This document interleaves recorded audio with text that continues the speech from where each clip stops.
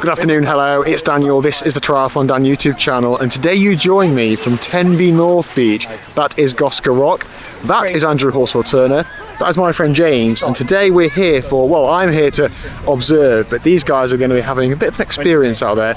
Andrew is going to be sharing his wealth of knowledge with James, but it's specific to the IRONMAN Wales course, so in this video there'll be some tips about open water swimming, but also I'm hoping it'll be useful if you are racing IRONMAN Wales, so I'll get my face out of the way and say hi to these guys. Hello. Just introduce yourself, would you please, Andrew? Good afternoon. Hello, I'm Andrew, Horsfall-Turner.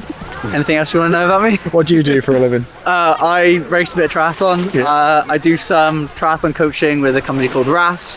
I do some swim coaching with a company called My Swim Co. And I am also TriathlonDan's biggest YouTube fan. Yeah. Why do you love IRONMAN Wales so much? Oh, well, what's not to love? Tenby literally feels like a second home to me. I've come here for romantic weekends with my wife. I've come here for the race every year since 2019 to watch, other than the COVID year, it got cancelled. I've raced the event twice, and just like, look at this, it's incredible. It's awesome, isn't it? Yeah. And today you're giving a swim lesson to James. I am indeed. James, how big of a challenge is Andrew have ahead of him? Yeah, it's a big one. It is a big one. Obviously, well, first time here in Wales, so absolutely buzzing to be part of this race. It looks incredible from what I've seen so far. I'll be honest, Andy, swimming's not my strongest discipline. I'm a better cyclist than I am a swimmer, but hopefully after today I'll be like a fish out there, so we'll see. Perfect. Yeah. Right, ooh, nice little wave to start. Yeah. So obviously down in Tenby, recce weekend for you. Recce weekend, yeah. What in particular do you want to learn about this swim course, or learn about sort of open water swimming that can probably help you, hopefully get that little step up for racing? Yeah. So first off, simple stuff really, like sighting tips. I've checked out all the course maps and things like that, but any tips that you've got in terms of what to use as sighting guides would be a big help. Obviously it's pretty nice and calm today. What kind of conditions might we be facing on race morning and how to deal with those really, but anything that you think Wales or Tenby specific that could help me really. Perfect. So I guess like the thing I always love to do with an open water session is, and I do this literally if we were preparing for an event or if your first ever open water session, is just acclimatization quickly. So on race day you should be able to do, you might not be able to get in the sea necessarily, but there's a few little tactics we can do to like make sure you're comfortable with water temperature. Today is blissful in terms of conditions. I remember coming down a couple of years ago, day before like this, race day rubbish, and then day after like this. So you never know what you're going to get on race day. But we'll especially talk about sighting, talk about different methods of sighting. But for me today as well, like getting you comfortable in this environment, looking at the different landmarks we have, like I'll say it behind this rock, but this big rock, Goscar Rock, the lifeguard hut just behind here. Just about really understanding where you are in the sea, and then also how the currents in this sort of bay work. Perfect, sounds good. Right, let's get in the water.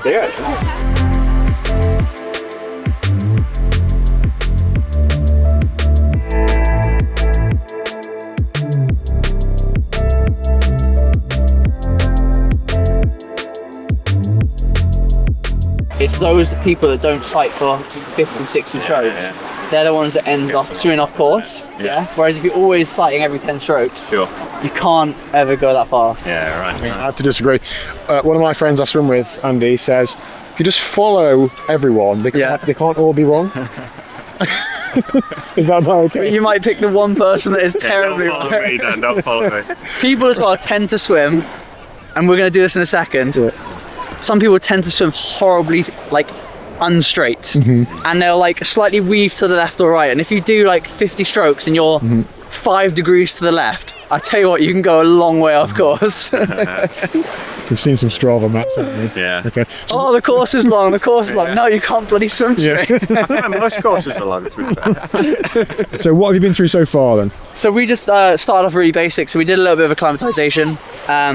Obviously race day in Tenby is super hard to get in the water, but I think for a tip for anyone who's going to be jumping in the sea, it shouldn't be super cold in September, but cold water down your suit, cold water in your face, cold water in your hands, just have a little bit of a feeling for what you're about to hit, so it's not a complete shock to the system. And then we just literally went straight through just different methods of sighting. Yeah. Like the go-to has always been just like lifting your head and then taking a breath afterwards. And if you just throw someone in open water who swims in the pool, that will kind of naturally happen. But it's a little bit about how you actually, do it in a precise way, and you don't just sort of like wing it, because if you wing it, your hips will drop, it will just be messy. And I think if we can like tidy up, and you're sighting with purpose, hopefully we save a bit of energy and we keep the legs higher.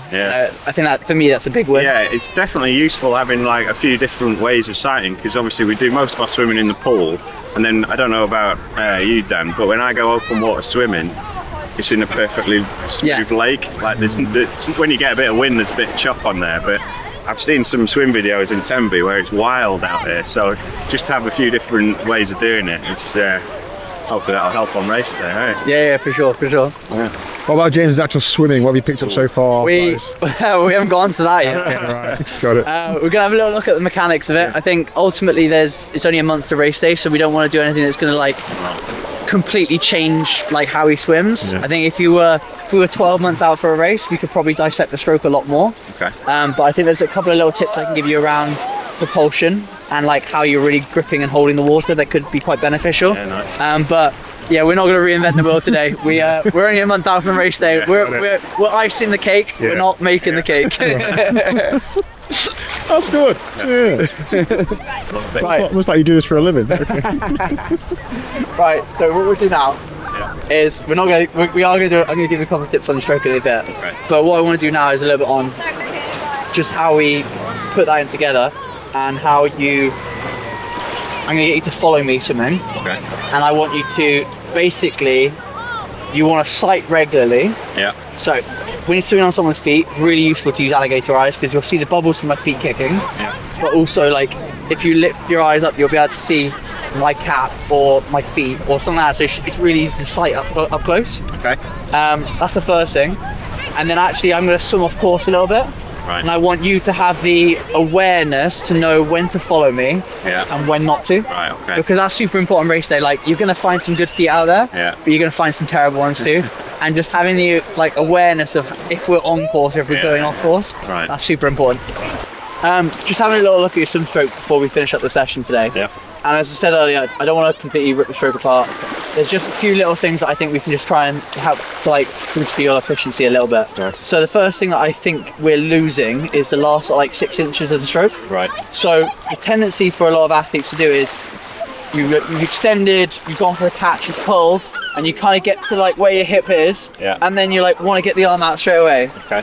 Instead of actually fully extending and straightening this arm. Okay. And it's like almost like a little tricep extension at the bottom of the stroke. Yeah. And it sounds really ridiculous, but like almost that little flick is extra propulsion you're missing out on. Right, okay. So it's not about necessarily changing the stroke at all, but finish your pull and finish it all the way down at your thigh, and almost like that little flick at the bottom on both sides. That would just give you that little extra flick of energy. Hopefully that will like give you a little bit more forward momentum. Sounds good, yeah. Second thing as well is just a little bit of a timing thing, and again we don't want to completely change the stroke, but at the moment we are swimming slightly the way in which we would ride a bike or run. Right. So it's one arm then the other arm, but they're kind of almost windmilling.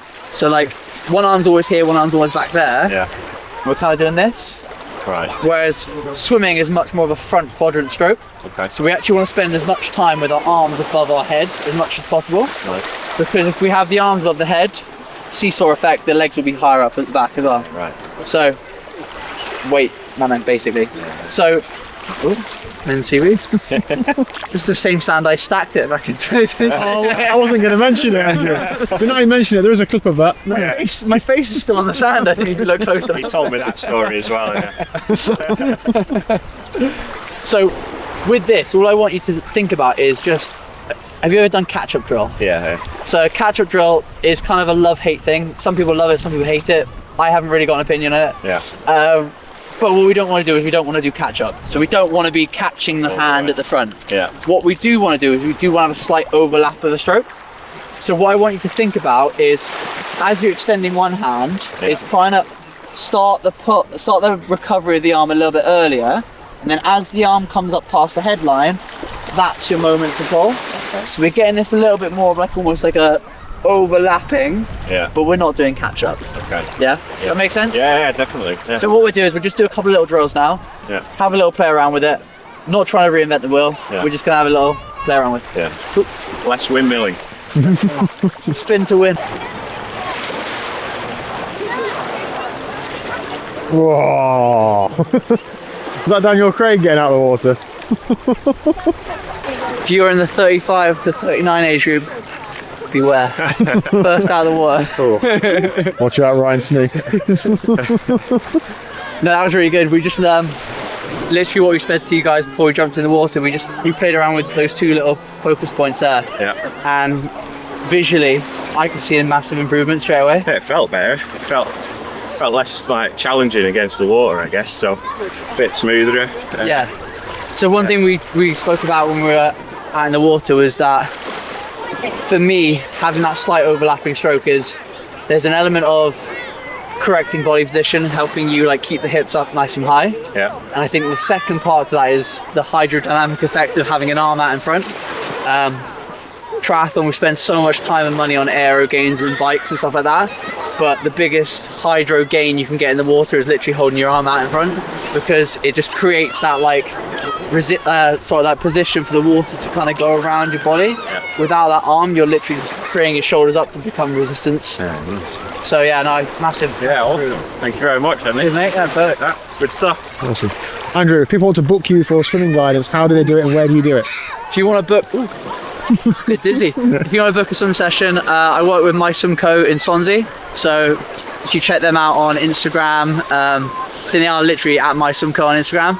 And then anything tri-related, I'm Ras on Instagram, and obviously my Instagram's there, so drop me a message anytime. Links down below. Thanks, Andrew. Cheers, mate.